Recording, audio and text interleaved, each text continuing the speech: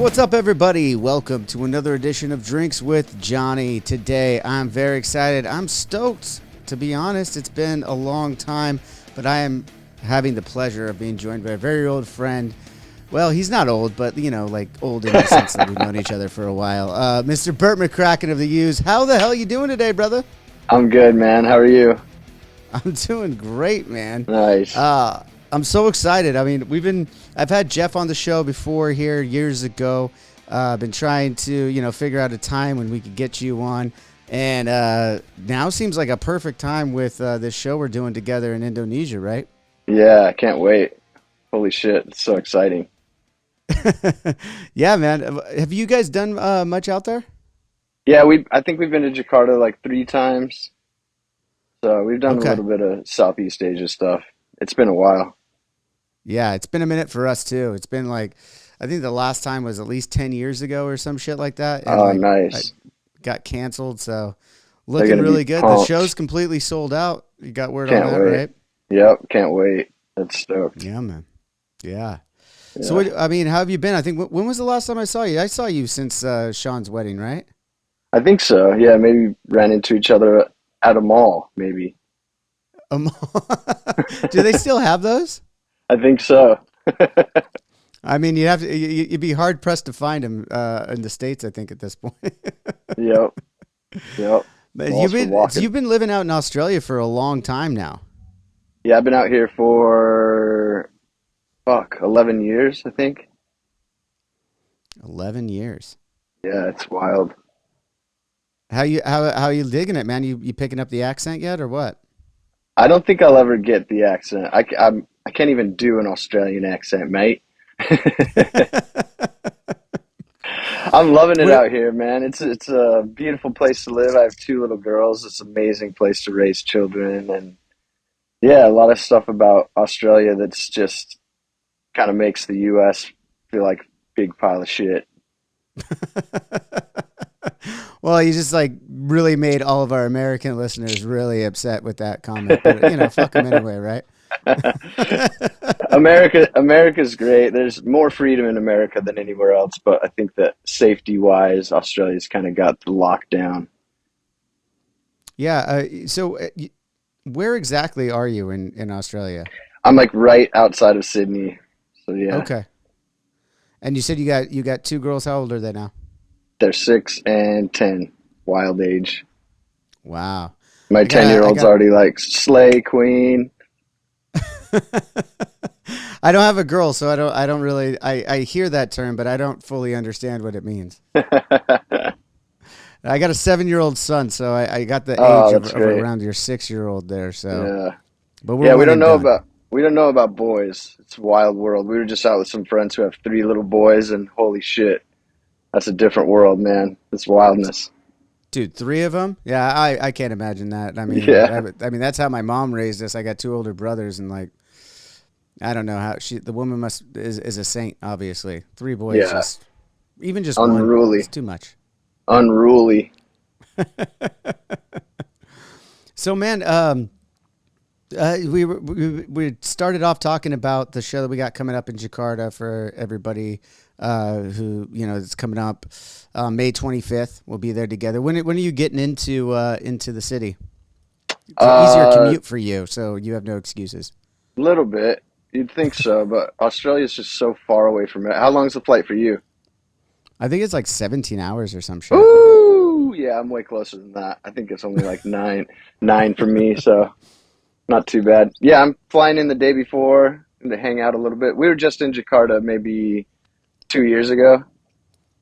We were fucking wild story. We were with Prophets of Rage, staying at the same hotel, and they're like, "Hey, if you find any weed, let us know," and vice versa. If we find any weed, we'll let you know. And for those of you who don't know Jakarta, it's like chop your face off, kind of illegal. Yeah. But we have a friend who came from the Philippines who brought like a little pen. He's like, "This is THC juice."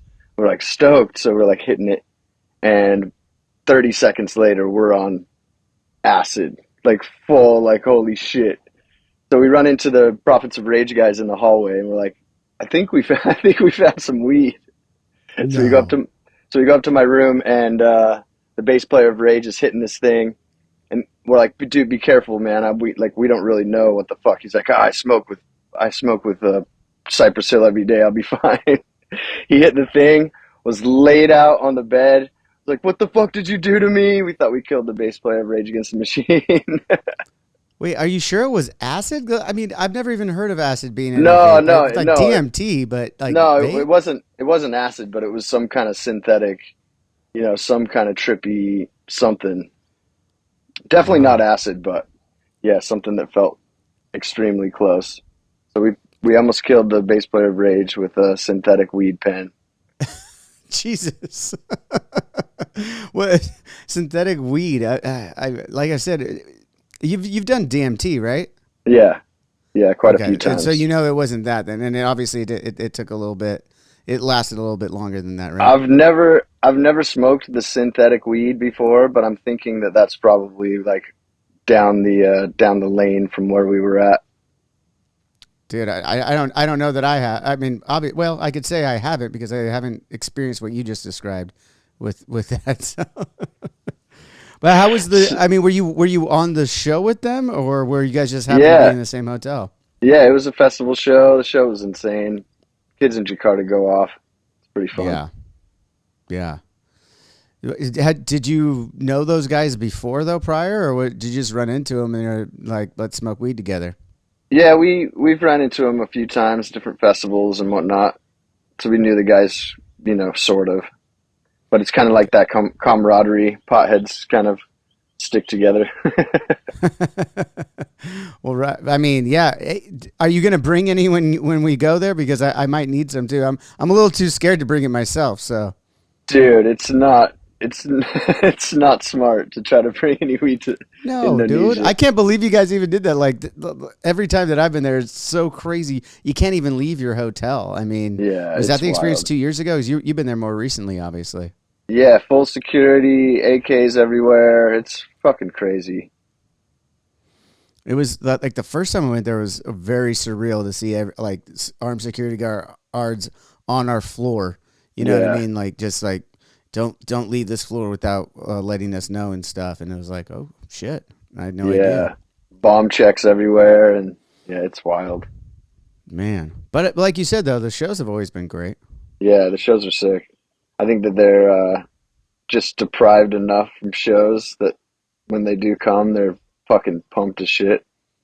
Yeah. Fuck yeah. Dude, so you mentioned the weed real quick. We could talk a little bit about some substances then here. I know you are you still off the booze? You've been off booze for a long time, right? Yeah, it's been almost 12 years for me. I'm a death drinker, so when I drink, I try to drink to death. I think you and I have that in common. I just recently decided that I'm done with booze. I'm not done with everything, but I'm definitely done with booze. So Oh, nice. uh, Congrats, it's man. recent for me. Oh, thank you, thank you. Yeah, I mean, For some people, it's just not the way. yeah, no, I prefer to go what they call the Cali diet. What do they call it out there in Australia? You can't call it the California diet out there. I still call it the California diet. Yeah, really, weed really helped me get off the booze, and that's kind of controversial, in the program and whatnot. Because I Right. went to rehab and the full deal. Um, but yeah, weed seemed to really help me. So for those out there who don't want to fucking keep drinking, weed could maybe help. I don't know. There's not a lot of options, but yeah, for me it was just every time I drank was worse and worse and worse. I'd do so much fucked up shit. I was in the hospital. I was in jail twice the last month of my drinking. It was just an absolute nightmare. Damn, man. I mean, I've known you for, as I said at the top of the show, we've known each other for a long time. I knew you Yeah, like prior 20 to when years. you, yeah, man. Like, well, I think the first time we ever hung out was on Warp Tour in 2003. Yeah, Uh, after you guys released your record in 2002 on Warner, and then we met, like I said, in 2003. You guys were popping off on Warp Tour.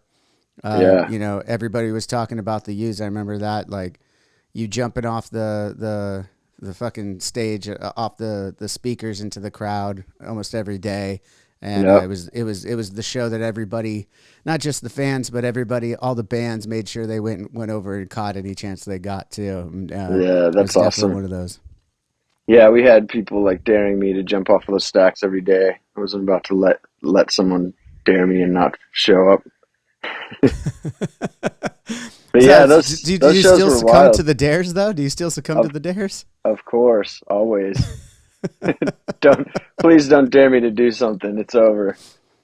I might have to dare you to do something in Jakarta. It might be the worst idea. I dare you to sneak weed in. Oh yeah, yeah. No. Yeah, I'm gonna dare you to do that for sure. Well, it is so funny though, because like speaking on the substance and knowing you from both sides of it and everything, but you mentioned like it's not for everyone. It's like again, it's kind of frowned upon in the program, but I think that's kind of opening up a little bit, like just with everything in general.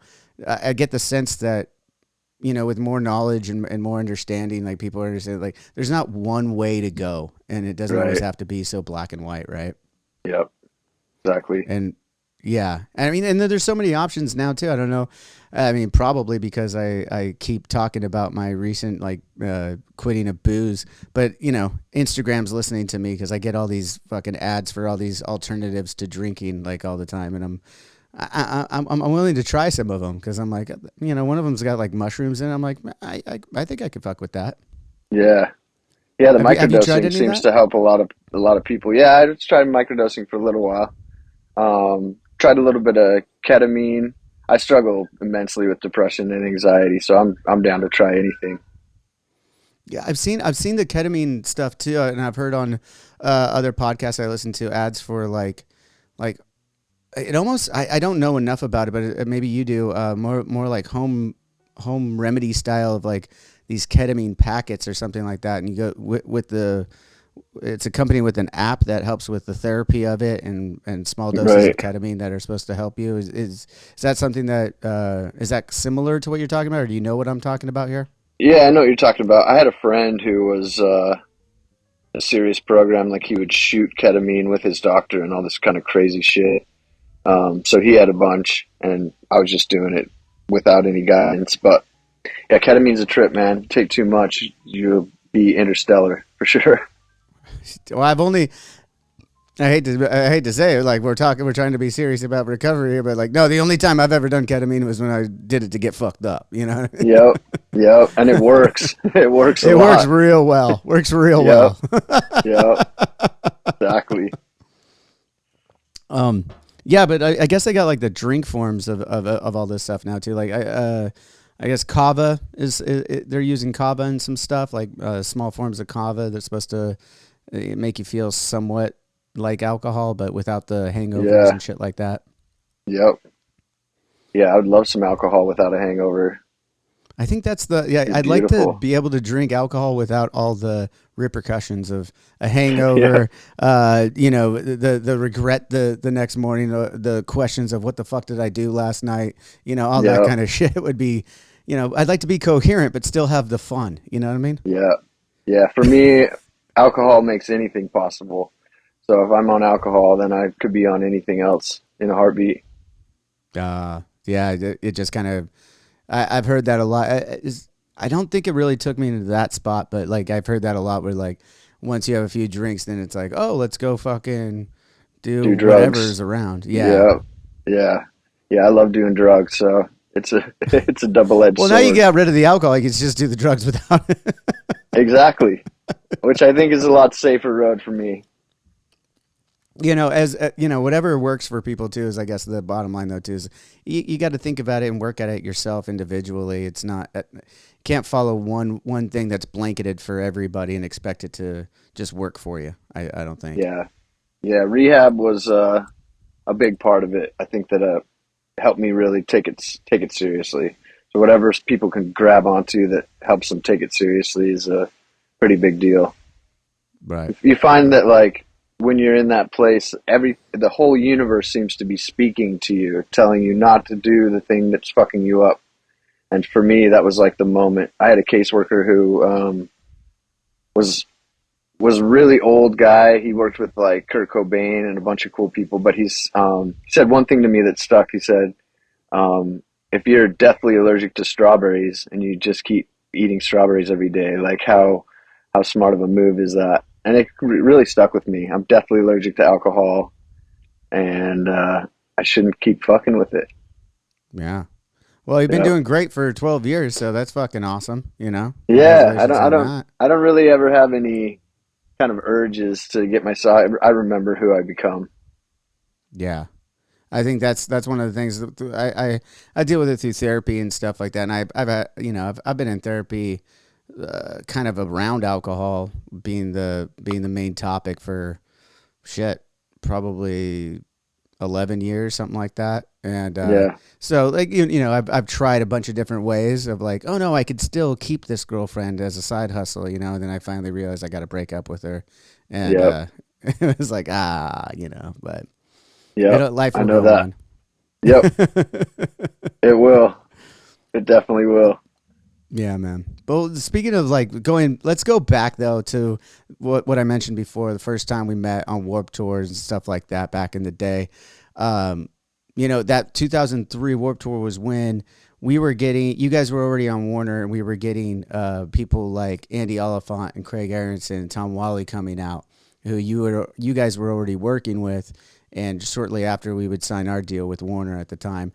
And I just remember that being like, it felt like a pretty awesome heyday for Warped Tour, especially when considering it was different music that was kind of dominating it. I mean, in the '90s, it was primarily like punk rock was dominating Yep, Warped Tour, and then it was like this early 2000s, flight of bands like ourselves that was very different from you guys as well. But then there was you guys, and later on was My Chemical Romance and stuff, and then you know but back to like Craig Aronson and stuff. I know you guys were really close with him, and maybe you want to share a little bit about your experience working with him.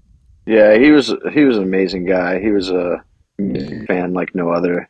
I don't think I've ever met anyone who got excited about music as he did. I remember we're in John Feldmann's car right after we finished recording "Buried Myself Alive" and played it for him, and he was just sobbing in tears. Loved the song so much, and that was the guy he was. He was just this music fanatic, which was so inspirational. Yeah, rest in peace, poor guy. Mm, absolutely. Yeah, I mean, you speak of the passion he had for music, and that was something that we obviously gravitated towards. And even early working with him, I remember like he was like, "Oh, you guys got to check out this used documentary that we just put together," and it was like I think it was right around the same time that we were signing and stuff. I remember watching that documentary, learning a little bit about where you guys, how you guys formed, really, because it was right at the beginning, right? And it was. Do Right. you remember this doc? Yep. That was a really cool documentary that they put out Yeah, it was. It was sweet. Warner was a sweet place for music at one point. at Had one point, indeed. Yeah, at one point. Yeah, I think around 2000, from 2006 to 2012, I think labels just got obliterated by the new way. Yeah, very very unfortunate, but man, Yep. as I remember, and as I knew you were coming on the show, and I was just listening to the catalog again and going back and stuff, and I had such fond memories of that first record on Warped Tour. Then shortly after, befriending you guys, and there was a show out in the Wiltern off of your guys' second record that you guys were playing. We went out to. It was me and Jimmy, I believe. Oh, I don't think the nice. rest of the guys were there. But yeah, again, that was still when we were drinking. So I know we had some drinks backstage afterward. Yeah, probably a ton of them. I got called out though by there was some other people there from the Warp Tour, and I was on side stage like singing every word because I was like such a gigantic fucking fan, and they're like, "Oh, you're a super fan." I was like, "Yeah, I guess I am." Oh, that's awesome. Yeah, those times were crazy. Warped Tour was amazing back then.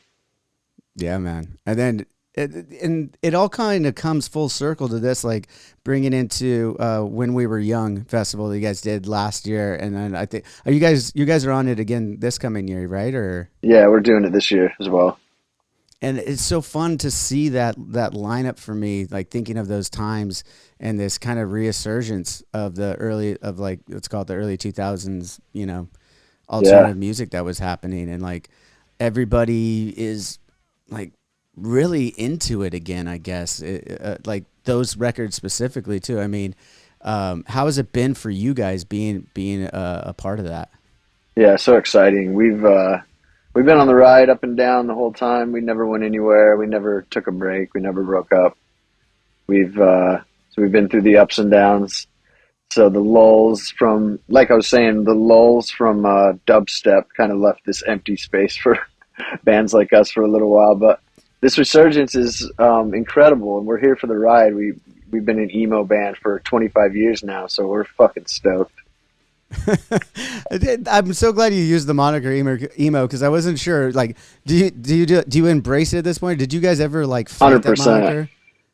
Well, I guess for a little while in the beginning, it was kind of like frowned upon by a bunch of people. But I've always felt like, you know, the type of music that is emotional is probably every type of music that you love. I don't think there's any music that's out there that's special that doesn't involve a lot of emotion. So Right. we kind of embrace it nowadays. I think that the whole resurgence has kind of brought people back to that feeling of this music means something to me and it's saying something to me. And um, I'm not nothing wrong with dance music or EDM, but I think that people feel a little bit closer to this music because of the lyrical content and because of the amount of emotion actually put into the song. So yeah, it's back and it's fucking amazing. We're here for it. Dude, it's so, and like you said, you guys haven't gone anywhere. I mean, I've obviously, through our friendships and stuff, I ran into you and told you a few times that, as I said at the top, had Jeff on the show for not this last record, Toxic Positivity, but the one before that, Heartwork, when that had just come out. And I was praising, I was letting Jeff know at the time, dude, like it's another great record. I mean, you guys, you go from, like I said, the first two, 2003, 2006, with those first two records. And then as you said, rode some of the lulls there, but you guys still created great music there. I was always a fan listening to it. And then you come, just last year release Toxic Positivity, another great record. And I was just curious, as we're talking about the resurgence, when you're going out and performing these songs live, are you seeing a bigger pop for the older songs still? Or are you seeing a big pop for the newer songs? Like how is the crowd reacting, and like what's the diversity at this point? Because a lot of times you might think if there's resurgence, it's just guys our age that are taking member berries and just want that nostalgia, Yeah. or are you seeing a lot of young fans that are discovering it? Yeah, you see a lot of diverse ages, which is nice. You see a lot of young kids coming out. See a lot of parents coming out bringing their kids, which is cool. Yeah, I think that the old stuff will always ring true to this fabulous time in people's lives and maybe hard times in people's lives, but there with music that helped them out. So the old songs for us to play them is always really really special. I think people kind of bop off to the new songs as well. Bop off. Bob But off. What is that one? I don't know that term. That's something you learned down under, huh? yeah, the shit bops off. I don't know if it was a thing before, but after we hashtag it, it's definitely going to be a thing now. Yeah, bop off could mean a couple different things. No, whatever do you mean, Bert? Yeah, yeah. So for the new stuff, people are digging it. People are really getting into it, which is cool. You see a lot of bands with one or two songs from the back in the day, and they got nothing new to play, which is tragic. But yeah, we've always had stuff to play. We consider writing music the most special place that you can be in that moment, and we can only write where we are at in our lives. Right. dude, and it's so true. And working with you mentioned John Feldmann, who you worked with on the first couple records. Did you work with him? Have you done all 9 records with him, or was there a couple you worked with somebody else on? Yeah, there's a couple we did. We did a record with Matt Squire. We did artwork with Matt Squire. We Mm-hmm. did The Canyon with Ross Robinson, which was just like a That's right. religious experience. That guy's an animal. But yeah, the rest of them we've done with Feldy. Nice, nice. Yeah, and He's like part of the band at this point. He's just an amazing big brother. yeah, I just had lunch with them at the end of last year. Oh, Him and his nice. buddy Joe Magnello, Yeah. um, and yeah, he was. The, We just chopping it up, shooting the shit about different music, different projects and stuff, and mentioning you guys and stuff. It's always good. yeah, he's an amazing person. One of the hardest working people that I've met in the music industry by far. He's got a lot of energy, man. Like even just like Yeah, at lunch, like I was just like, man, you're still like just, and he's so many projects currently so and many. always. Yep. He likes to bop off. He's definitely bopping off on some records, that's for sure, man. Yeah, he really cares about what he does. It's inspirational to see. It kind of drives you. And when we work with him, we do a song a day. We just bust it out. We don't take any time to look back. When we have the lyrics, we have the song. That's pretty much it. We put it down and we move on. Really? So like, has that been at every album, like a song a day, and then so, I mean, if you release 10 songs on the album, you get an entire album done in 10 days, or just Yeah, the writing is like yeah. that. Since Heartwork, we've just been able to bust them out. It's like in that moment, in that mood that we're in, just slam them. So we did like 3 weeks for Heartwork, and we just put everything out. Everything that we wrote, we put out. We did about 2 weeks for Toxic Positivity. So we got a whole record of B-sides coming out in a couple months. It's called Meds. Really Yeah, excited yeah, to put yeah. that out.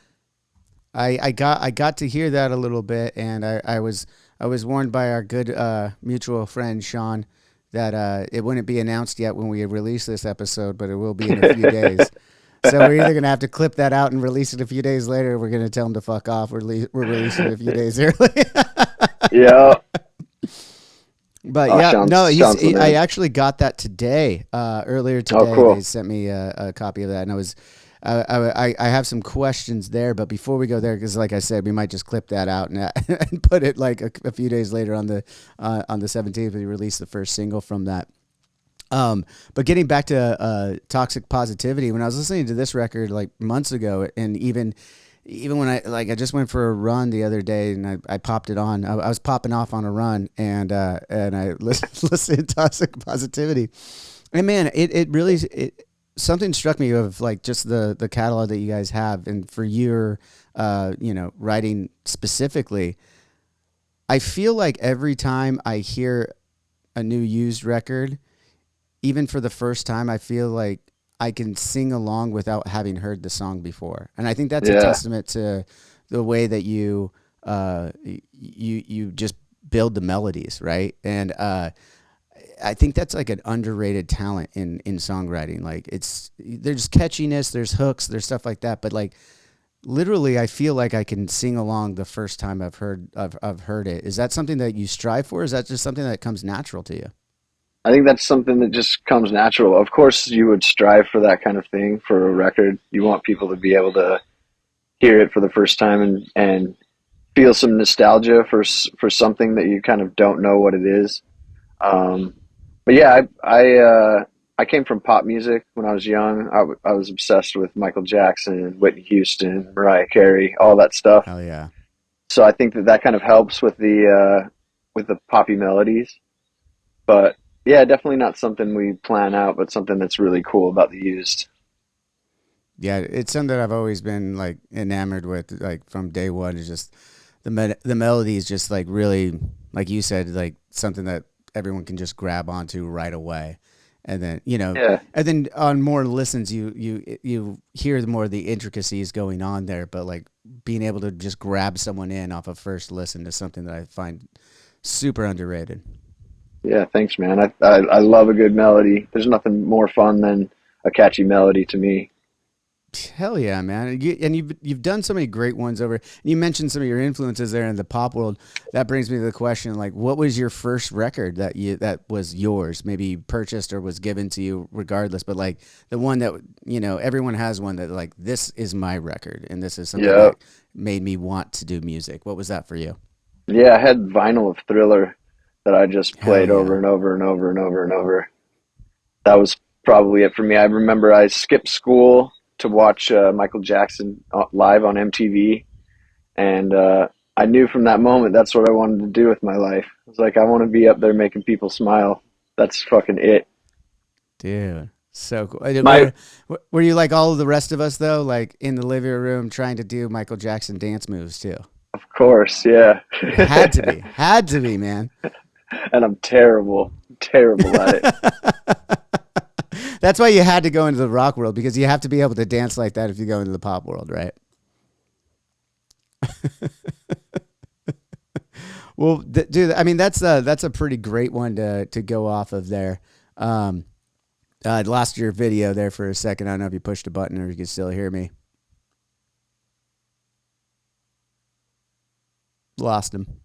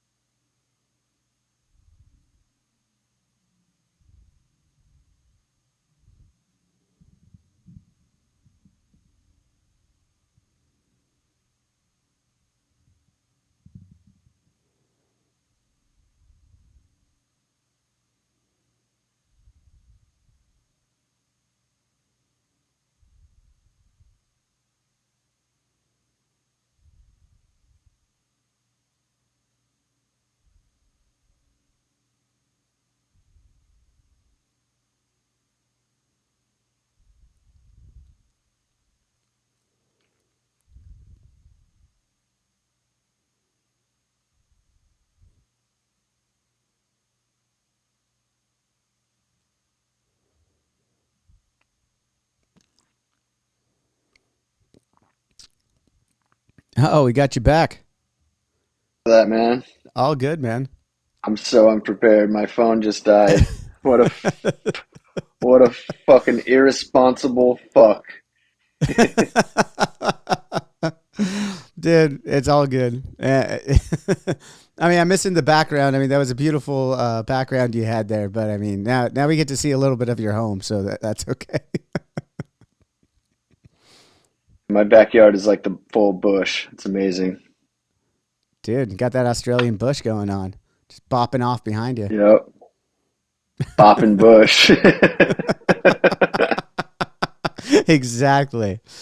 Well, dude, where we left off there, we were talking about Thriller pop albums, like inspirations and stuff. You mentioned before as well, like Mariah Carey, Whitney Houston. Some of these ones, I mean, I still love and go back to. Like, Me too.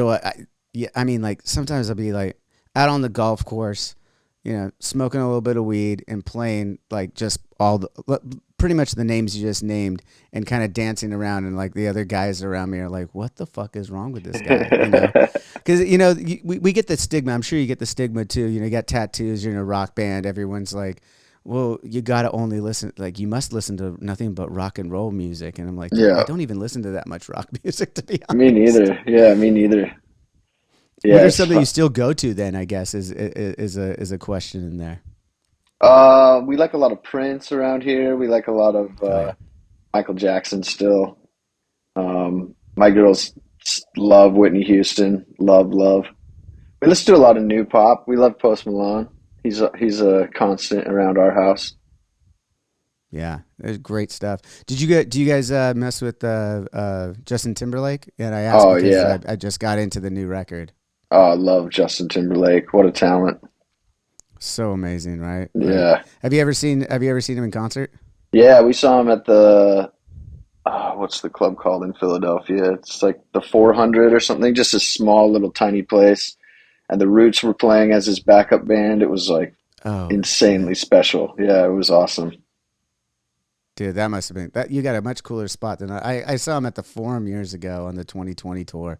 It was sick. I mean, I'm sure that in the club he didn't have the production he had, but I don't think he had the Roots playing, and only like a few hundred people in the room. That must have been something very special. Yeah, he's so talented. He played every instrument. He got behind the piano, got on that guitar. It's like, holy shit, this guy can do everything. Yeah. Have you listened to the new record much I, yet? just a little bit of it. It's Yeah. I fantastic think from what I heard. it's exact.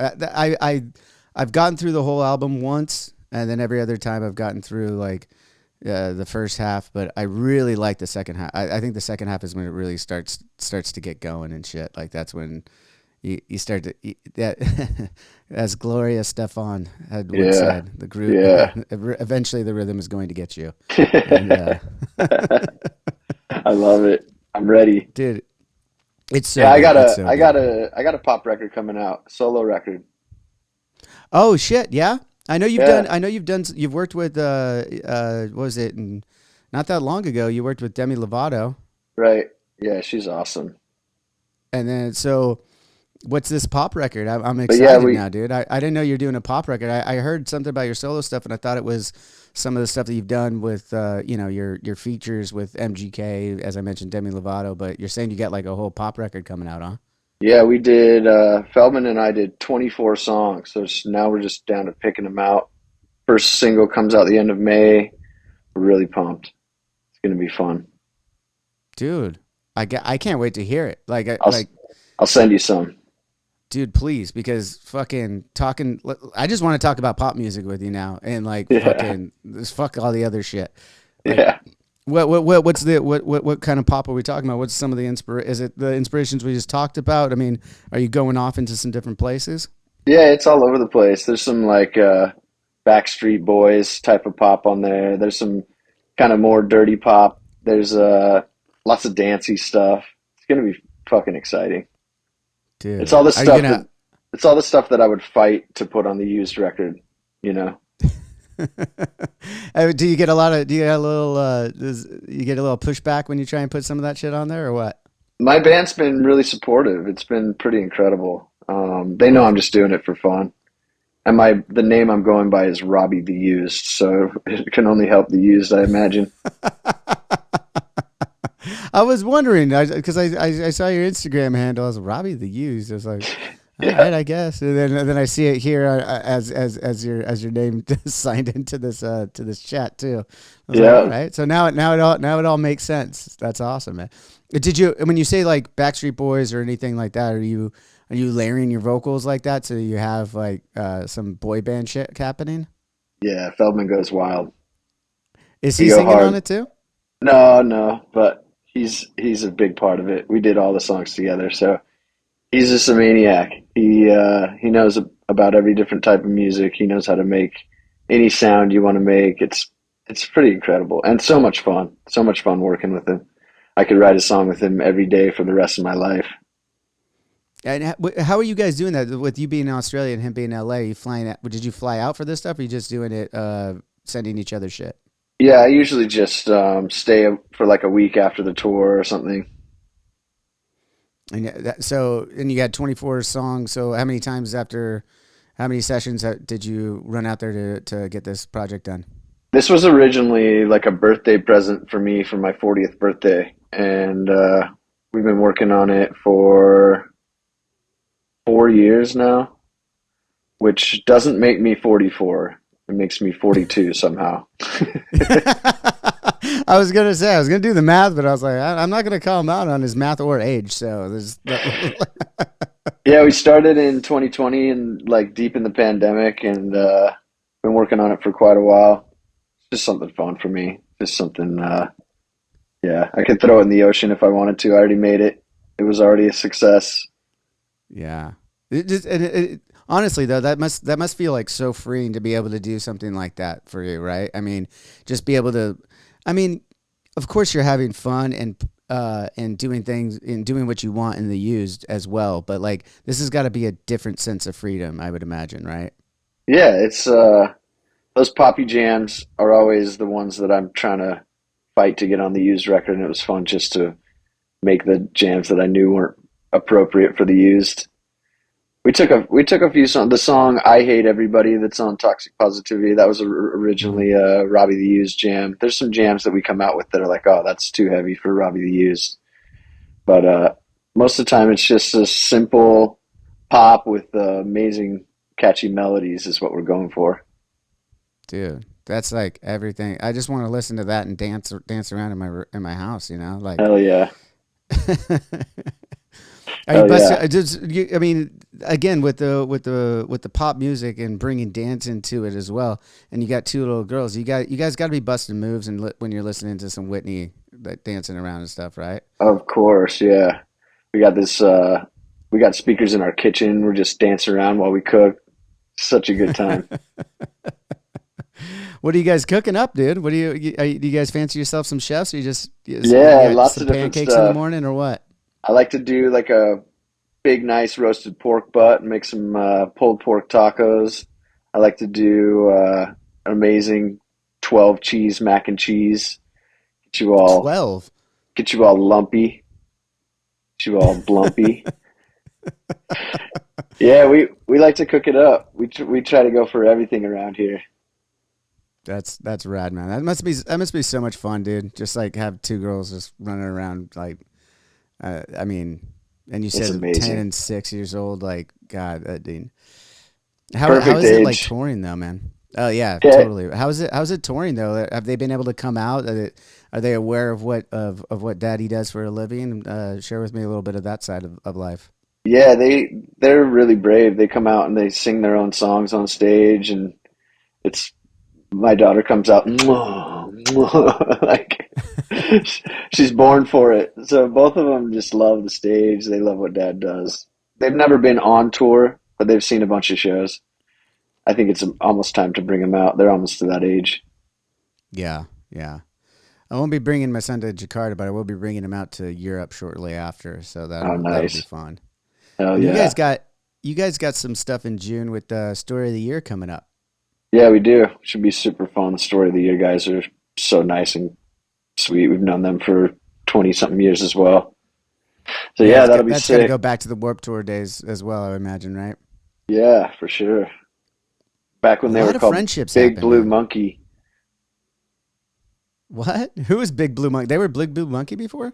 Yeah, story of the year was called Big Blue Monkey, and they had this giant inflatable on Warped Tour. I don't know why they changed their name, but ended up changing it for some reason. Maybe the monkey bopped off.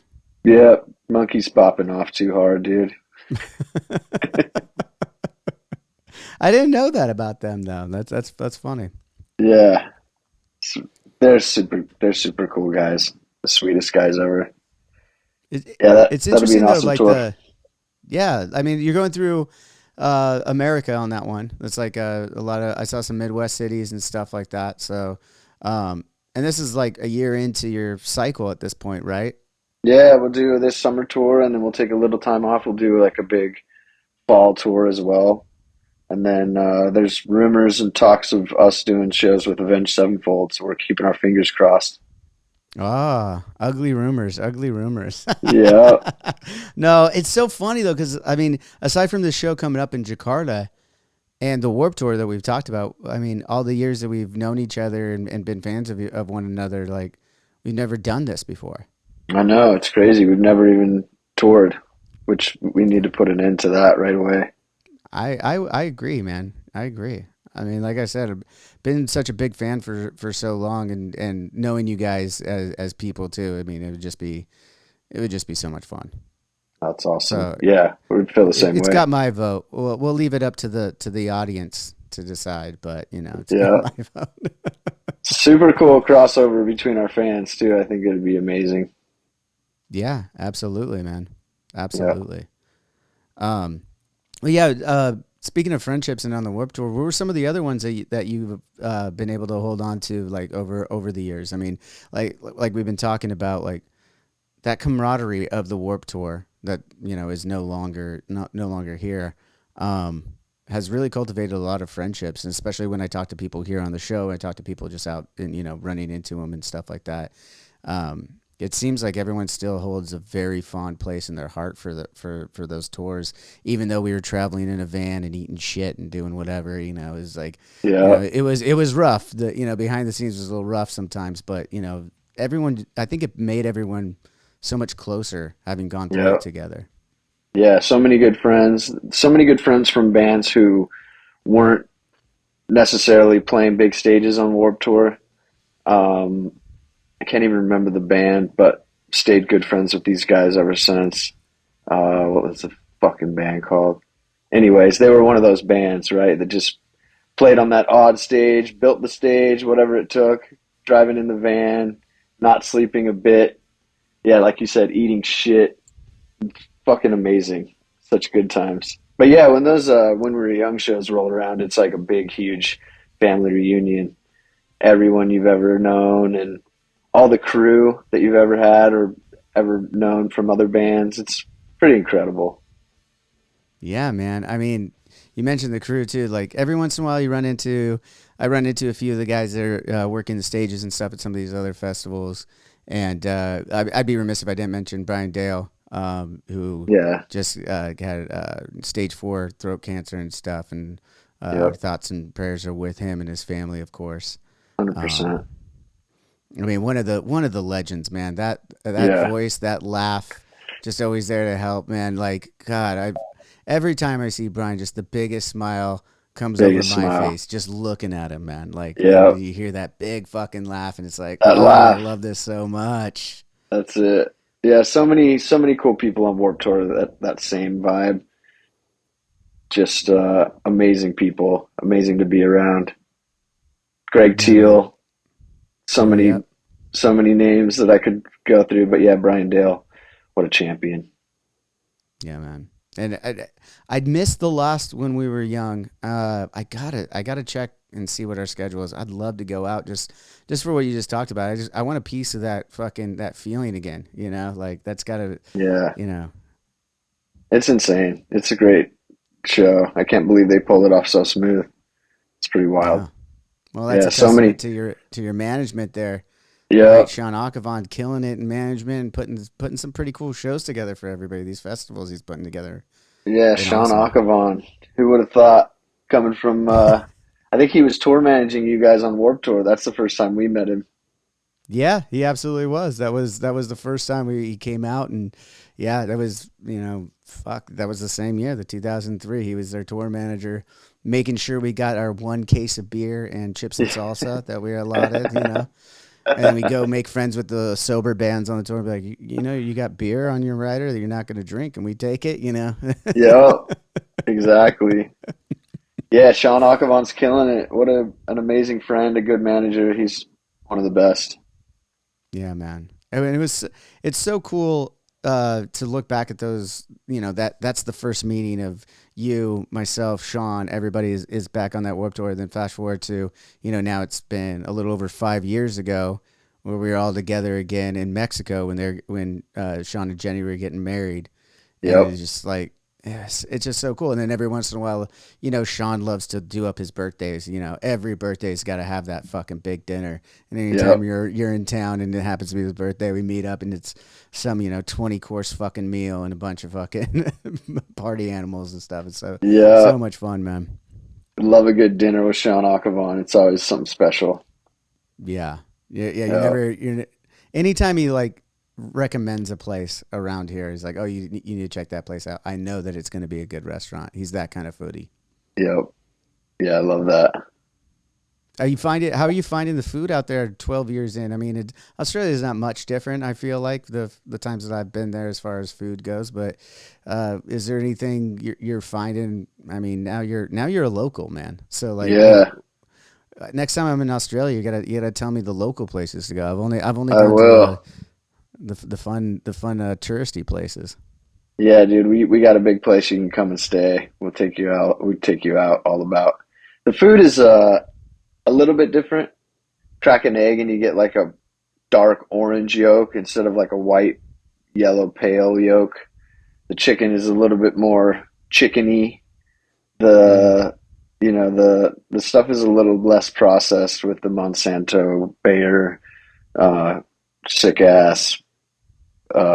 plant killer they use for everything.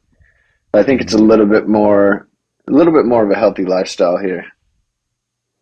Dude, I mean, talking about how long we've known each other, getting into my age a little bit here, but that's definitely a part of something that like just happens, become a father, all these things. You start to really think about that shit. And when I was younger, I never thought about that, It's like, but when Yeah, you mention food and you're telling me about it being, and I'm, reading all these things, watching all the fucking documentaries about the food I'm putting into my body, and I'm just like, God, I don't want to do that anymore. yeah, it's crazy.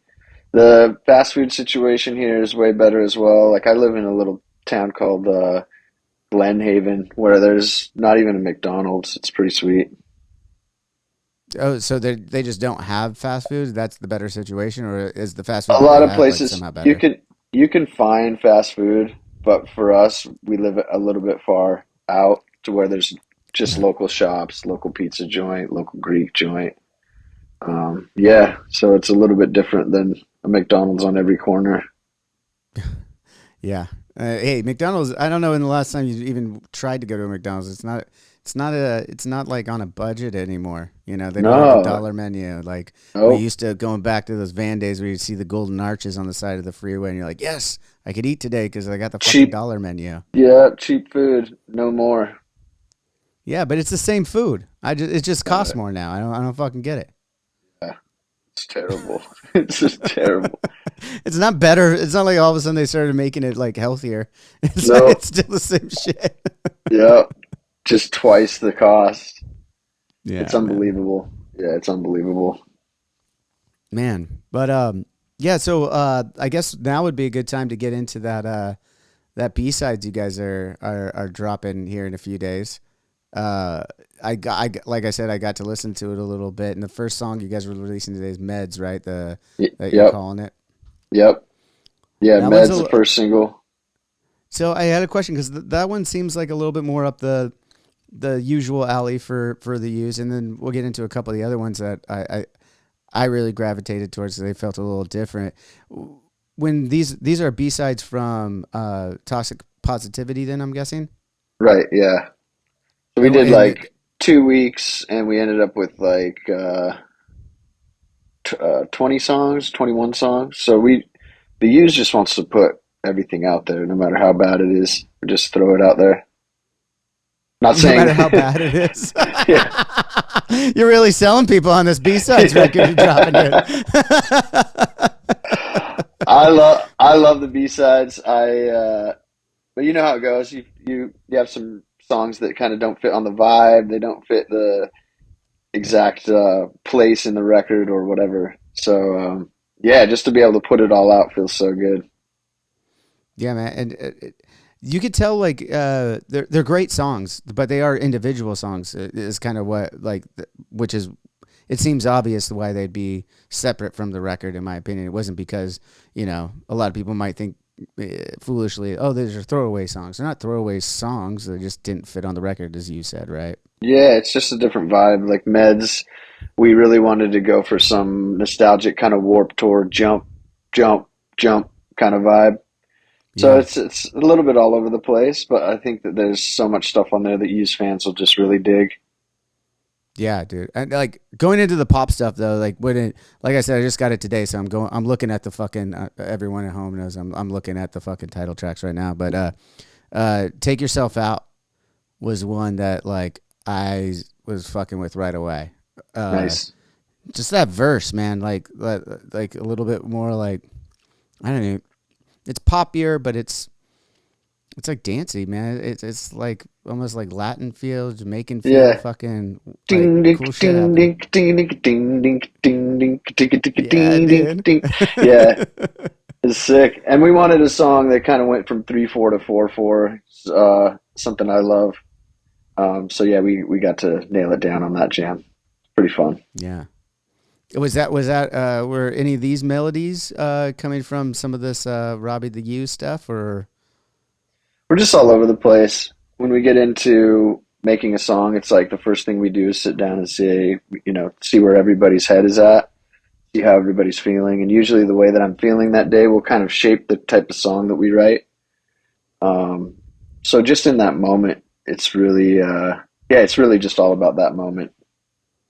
That's awesome. So when you guys approach a song or approach a process, sounds to me kind of like you go in with not really any riffs or ideas, but just like a clear mind and just kind of go off of what's happening. Maybe not even just like a lot of people would say like in the moment. Like I use like use the muses of what's happening around you and stuff like that. But we still come in with riffs and stuff for the most part. Yeah. Um, but this sounds even more freeing and a little deeper into that, where it's literally not the moment of yesterday or a week ago. It's literally that day in the studio. You show up with try to show up with a clear head and then just see what happens. Yeah, clean slate. Somebody will play a little thing on the acoustic guitar. Somebody will tap a little thing out on the piano. The coolest part is we're all sitting in that room, so everybody has everything to do with everything. Everybody will give lyric ideas, melody ideas, and we'll all give drum ideas and bass ideas, guitar ideas. Just kind of creates a cool vibe because I'm not a drummer, but if I suggest a drum part that's kind of odd and out there and different that our drummer may have never thought of, it's kind of a cool way to approach writing. Right. No, I think that's really smart. I mean, it doesn't sound like it's an educated reason for doing it, but it is smart when you think of it that way, because it is, someone fumbling around on an instrument that's not necessarily their first one. It's kind of like Yep. you have this juvenile way of thinking about it in some ways that like it is so outside the box because you're not confined to what you've learned in that instrument for so many years, right? Yeah, I think that something that nobody really talks about is that youthful ignorance, and you make such crazy, insane good music when you are in that place of like, I don't know fucking shit. I don't know what I'm doing. The first two records were just like, who knows? Let's make some jams, you know. So I think Yeah. taking that approach, kind of making it simple, um, not really thinking too hard about what we put out, not having enough time to like stew over it and be like, this part needs to change, this guitar part's not cool enough, this is whatever. Just kind of throw it at the wall and see what sticks and move on. Dude. It seems like it seems like such a cool, freeing way of approaching a song, and I'm glad you brought back like the two earlier records, because I mean but were most of the songs on the first record done before you joined the band and then added the lyrics and melodies to it? That's what I understood. Yeah, we started writing. Maybe Memories was written before I joined, so maybe Memories was our first song that we ever wrote together. But then the rest we wrote together. So we came into Mm, Feldman with like a full record. right. Okay. And then has the process since after that day just been the same for you guys, or has there been any other approaches being different? Maybe working with Ross or anything like that over the years. Yeah, working with Ross was crazy because we did the whole record on tape. So everybody's in a room jamming until we finally nail it down. It was insane. Ross takes music very seriously in like a different way, in a totally different way. He's like a full analog guy. But yeah, the Mm, approach has always been within the four of us. We've always, whoever it was, we've gone through a couple guitar players, but we feel like we've always had this cool way of like the hive mind of one mind kind of going into writing. dude. Yeah. And obviously it's worked, and continues to work for you guys. So that's fucking cool. I Yeah, as mean, long as there's a catchy melody, I'm happy. yeah, that's great, man. Yeah, and I still want to talk a little bit more about pop music, because like that's definitely like my shit too. And you mentioned Michael Jackson and Thriller and Mariah Carey. You got the Robbie the Used stuff. We talked a little bit about Justin Timberlake. Are you finding like every once in a while I'm hearing these new, or not, maybe not even new, just over the years you hear some of the pop acts that don't make it popular, but it's still into the world of pop music. Is there Yeah. some that you could recommend me to check out? Hmm.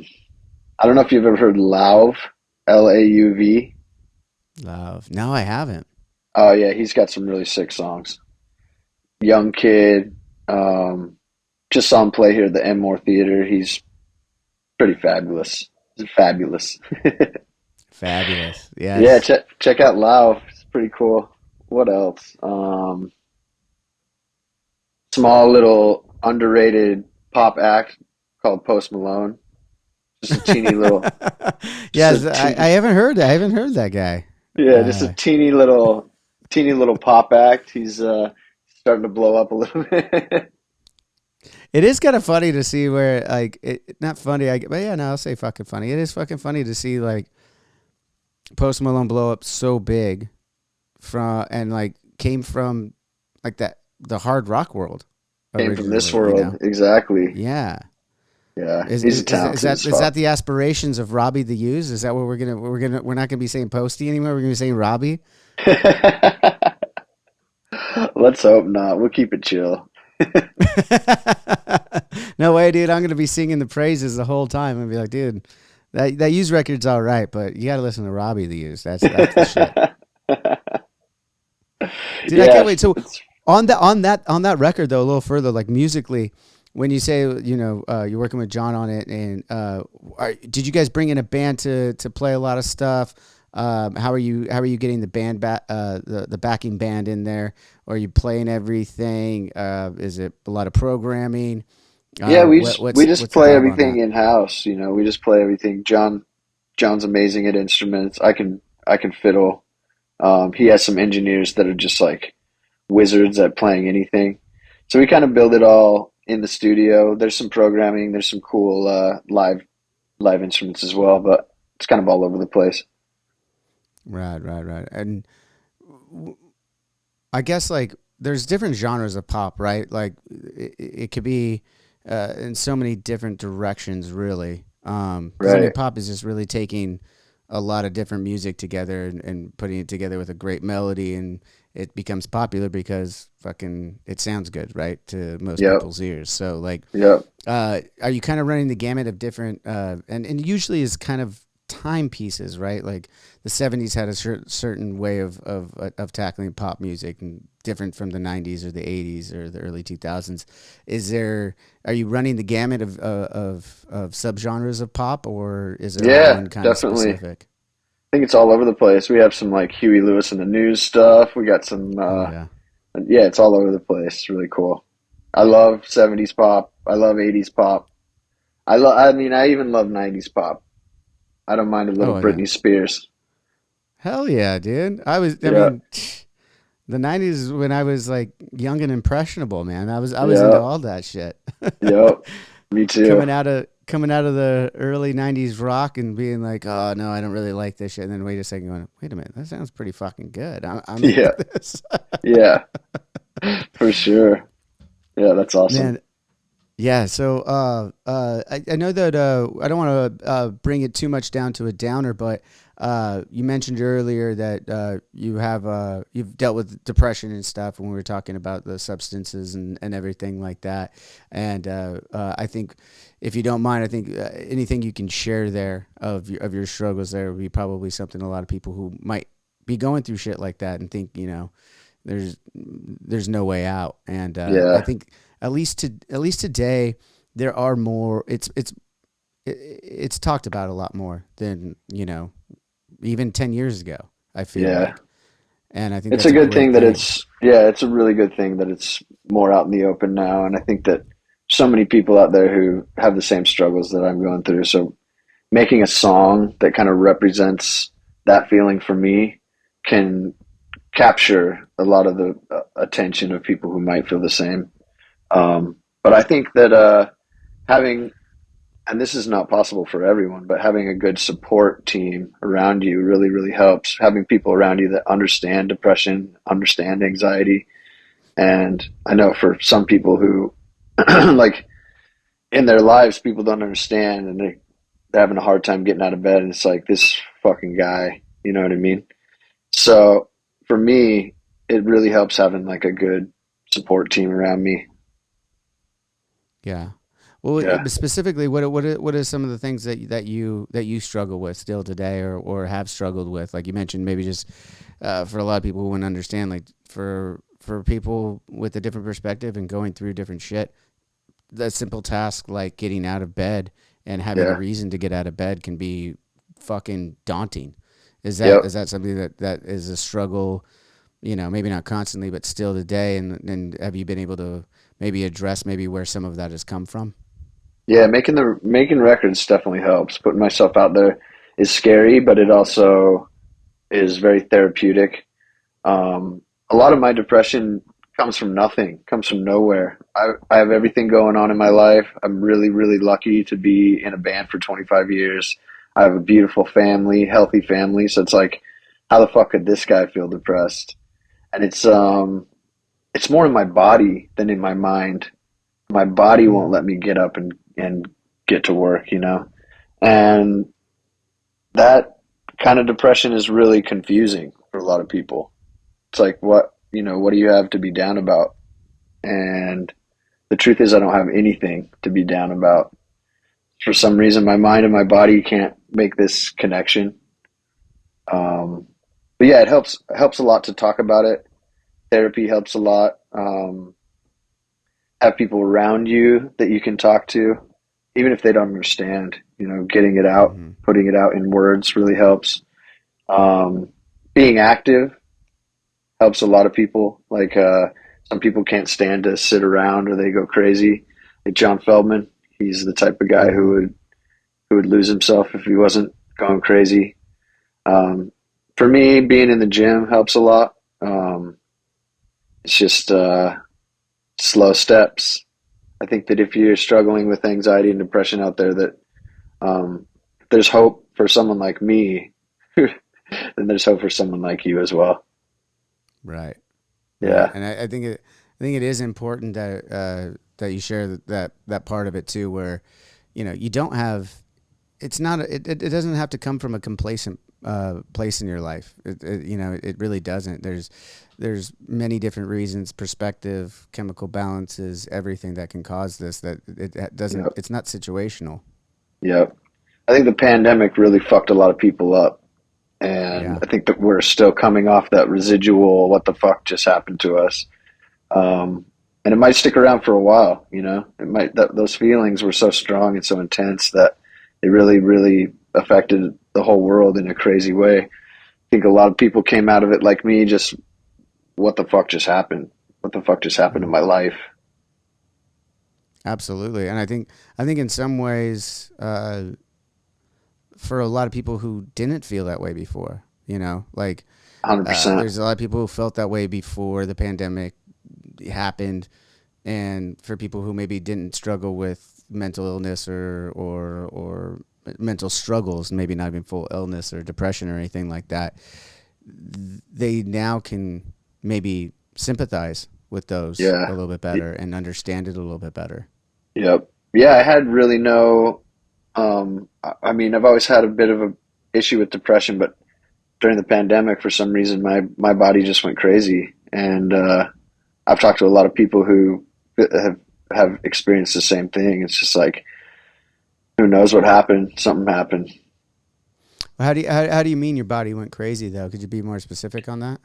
Yeah, it's just out of nowhere got this insane. Like I was saying, my depression really comes in a physical form, Mm-hmm. and it kind of stops my body from wanting to do anything. Um, and I've never really felt that before the pandemic. About 3 months in, I was just like, what the fuck is going on? And had to see a doctor. There was no other choice for me. Um, got on some stuff that really helped. Um, got to a place where I feel comfortable talking about it. Uh, it's really not a rad thing to talk about not being able to get out of bed and not being Mm-hmm. able to eat and yeah, it's not a rad thing, but being able to talk about it really helps. I would strongly suggest anyone who is struggling to write it down. Um, for me, writing it down has always helped. Write a little stupid poem about it. Just get it out on paper. Dude, I think yeah. I mean, anything you can suggest, and again, you can't blanket just like anything else. You can't blanket with you know this is gonna work. You know what I mean? It's like you gotta try different things too. Yeah. That's definitely a good starting point as well. And you know, as you said, talking, getting it out in any way you can, definitely helps. I feel. But again, you just gotta, for those who are struggling too, don't get discouraged if one thing that you're being suggested isn't working. You know, Yeah. it's a process, and it might be a never-ending process. Is the bad news, but it does get better. I guess is the good news. 100%. And humans are meant to feel ups and downs. And I think that when you're deep into depression, it's hard to remember that. It's hard to understand that. Sometimes we have bad days. Sometimes we're feeling down. Um, for me, it was really finding the courage to get some professional help.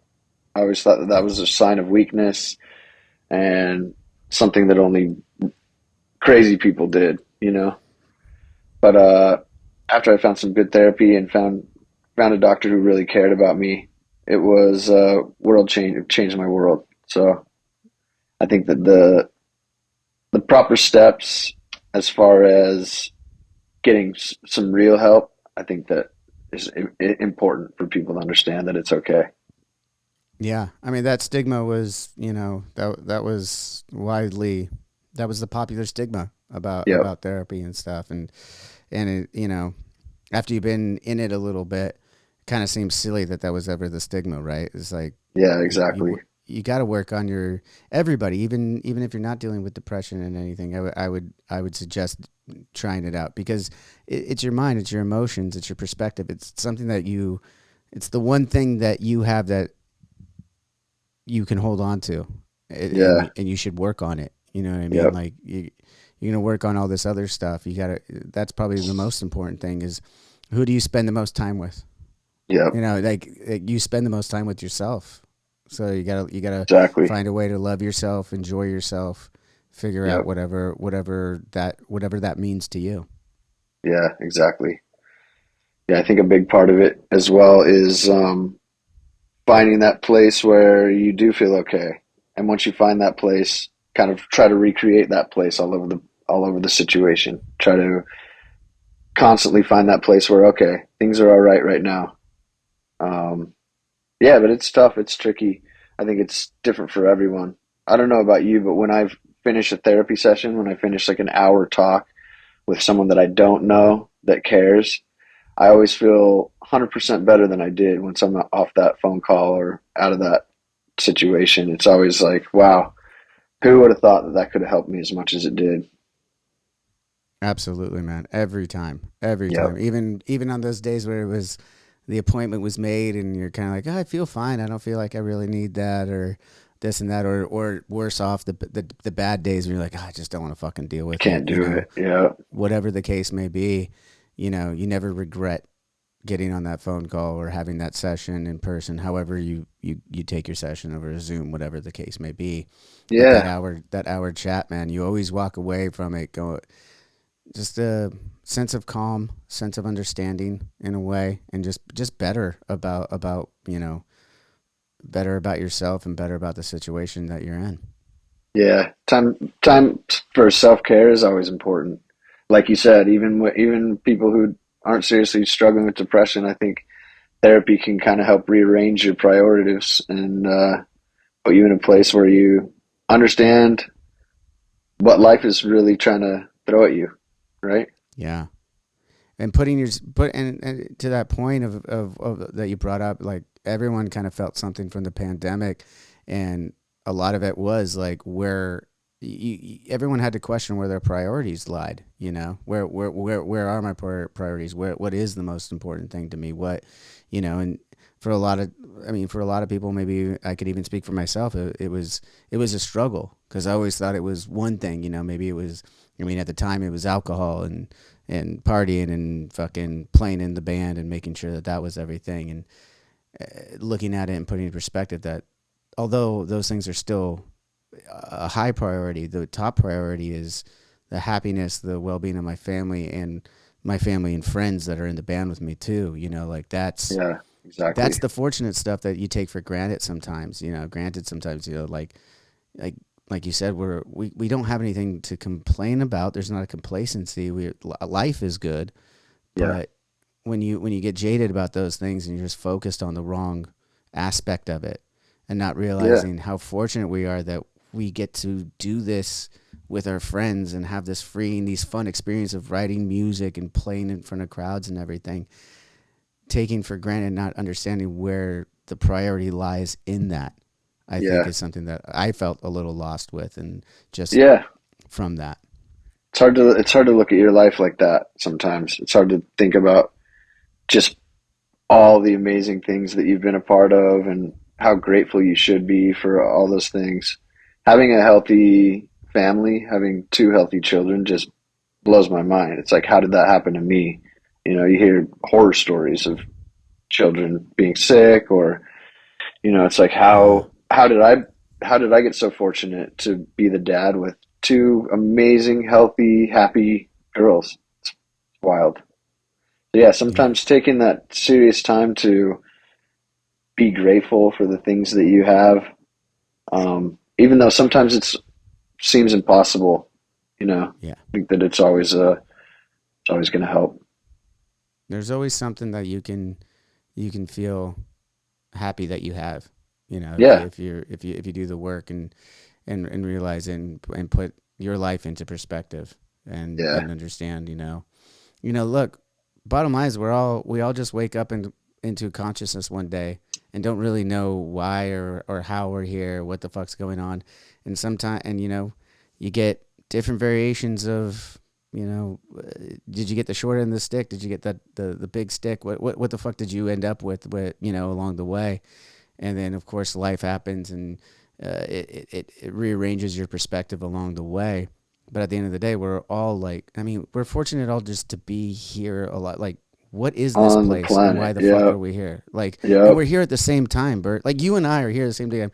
We're here at the same time. We met each other 20 plus years ago, and here we are again. You're in Australia. I'm still here in California. We're having this conversation. Like, what the fuck is that when you really think about it in a universal way? This small area and this small amount of time that we happen yep, to be sharing it. And I think that's yep, a really beautiful thing that I think everyone, if they really think about it, has that they can just really appreciate that. Like, you're fucking here, and it's mind boggling. It's mathematically fucking impossible that your yep, existence is even a thing. And we don't even yeah, know what it is. So, like, just yep, just just be try to be as happy as you can with it. I know it's easier said than done. I'm not trying to cast any aspersions of like, oh, you just got to be happy. No, that's not what I'm saying. I'm just saying yeah, you try and find those things. It's a constant struggle, even for people like yourself or me who don't have that complacency. There's still that those feelings still come up no matter what, because the bottom line is we don't know what the fuck we're doing here. yep, You just gotta fucking enjoy it and yep, understand the weirdness and wildness of it all. yeah. Like you said, putting in the work, it's so important, especially as you get older. Yeah, man.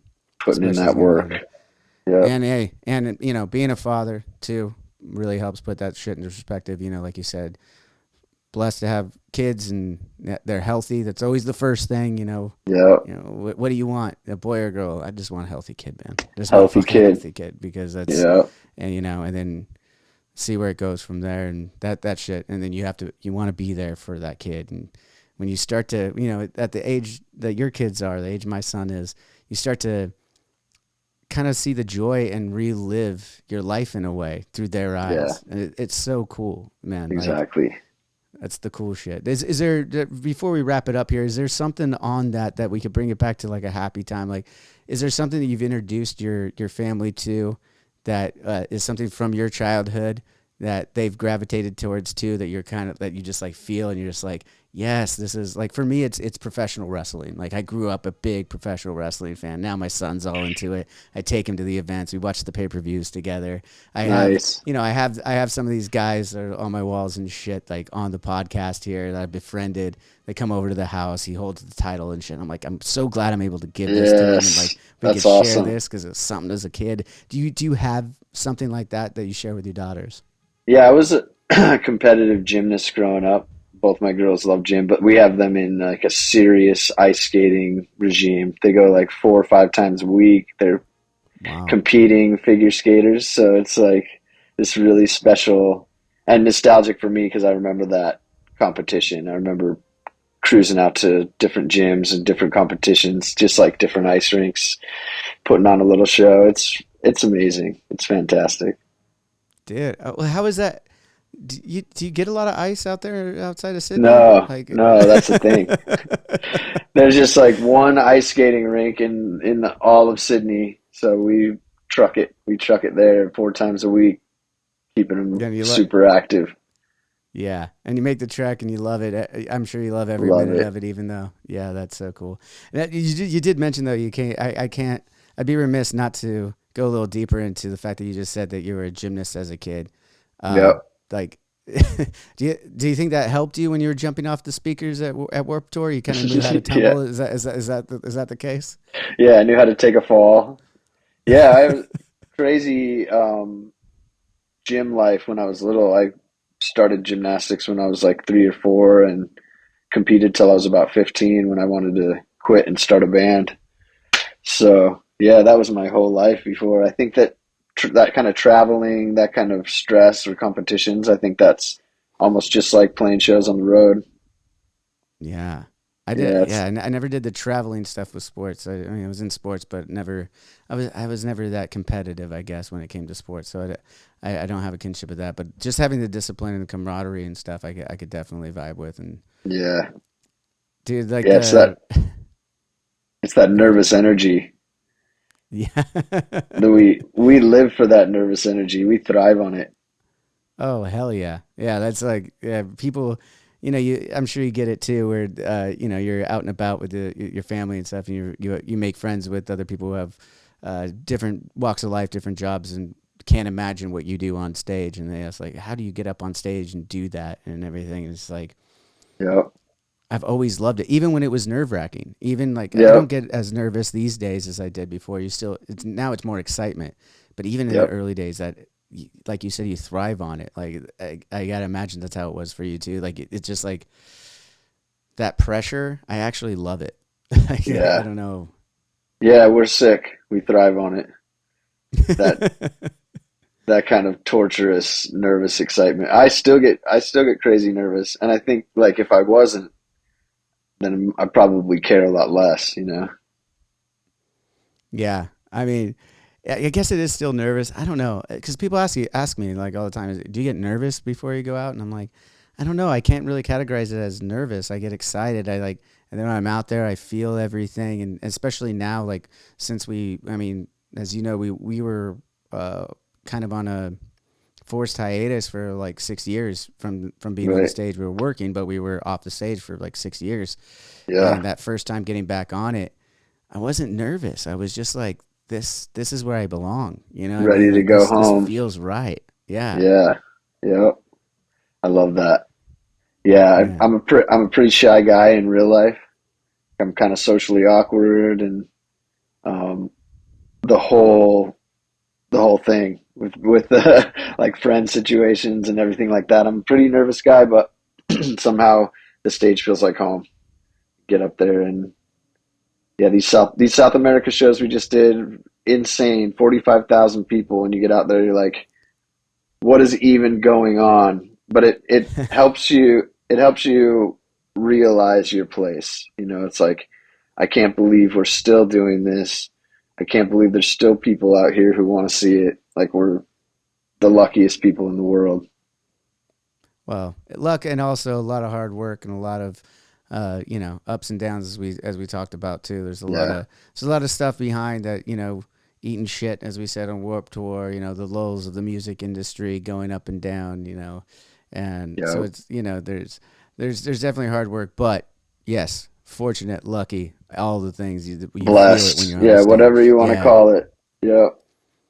Yep, yep, Awesome. man. And lastly, I'll let you go, but we got to talk a little bit more about this Jakarta show that we're doing together. The first time Avenged Sevenfold and the Used will be sharing the stage in this Yes. fashion. Super exciting.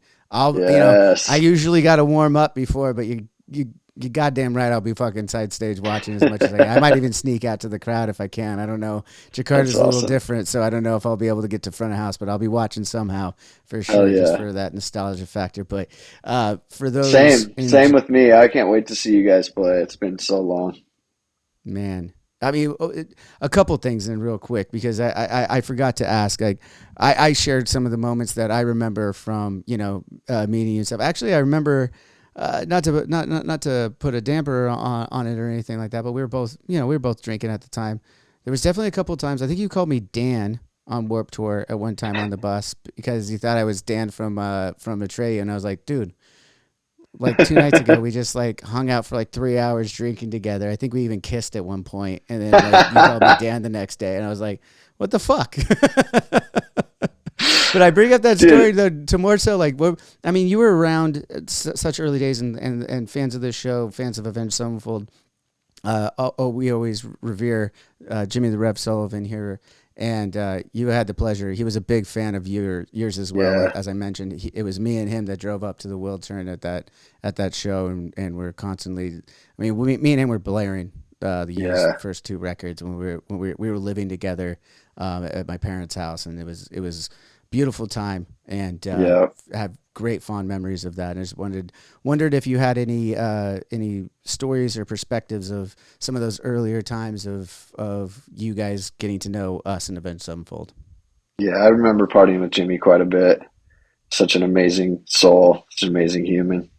Um, I'm I'm super bad with names. I think for the first like 6 years of my friendship with Sean Akavon, I didn't know his name. He's just dragging me out of clubs drunk, and I'm like, who is this guy? Who's Thank you, kind sir. my my best friend the whole time. Yeah. I'm really selfish when I drink. I'm really in my own world, in my own head. I kind of don't give a shit about other people, and it's really awful. So I'm Yeah, glad that's I part of made the it that's out. part of the allergic reaction right there, for sure. Yep, exactly. Yep, glad I made it out alive. Yeah, man. But yeah, so many great memories of stuff and sharing times together. And then I guess the last thing before I let you go that I was going to get to a second ago was what can some of the Avenged Sevenfold fans and Used fans expect from your guys' set coming out to Jakarta? You guys were there 2 years ago in the festival setting. We're going to be in the arena this time. What Yep. do you guys have your set list picked out yet? You guys know what kind of songs you're going heavy on or anything? What are you going to be bopping off to? What are you What going are to we be gonna bopping be off to? bopping off to? Yeah, we love showing up with the old songs. We love that nostalgia. We love people singing along every word. We play quite a bit of new stuff. We'll be maybe bopping off to a couple B sides. Um, Okay. but yeah, the fans can expect a band that they haven't seen. We've started taking our music so seriously. We play a full set before we go out and play a set. So Oh, it's like, really? yeah, we've never taken it more serious in our lives. So I think we're the tightest we've ever been, and people can come out and boo. I like to get the crowd booing us. It's like it's a new fun thing that I've found that getting those boos out really helps people with with all their shit. Getting that boo out. When's the last time Yeah, you you want to feel booed? all the emotions. You want to feel all the music. Give me all the emotions you've got. I love Yeah, it. yeah. Getting 45,000 people in Brazil to boo us was just maybe the pinnacle of my life. This is Wait, so wait, wait, good. wait, wait, wait. Did you like tell them to boo you, or what the fuck Yeah, did you do to get them to boo you? yeah. I tell them to boo us every show. Like after this next song, instead of going "Yay," I want you to boo the fuck out of us, and they totally catch on. They're like "Fuck the used, fuck the used." That's It's beautiful. awesome. Yeah, You got to take it to the next level. Like I mentioned, professional wrestling. I'm a huge professional wrestling fan. Some of my favorite guys were the heels, the bad guys, the ones that yeah, went out there and berated the crowd to the point where they just fucking hated their guts. You got to go out yes. there just like one full set, straight face. Don't let anyone know. And just fucking berate everybody so that you get like an Yeah. honest boo, not an asked for boo. Just like what, like fuck these guys. Like I really like their music, but fuck these guys. You know. An honest boo would be the moment of my life. Would be really special. Like I really fucking did something.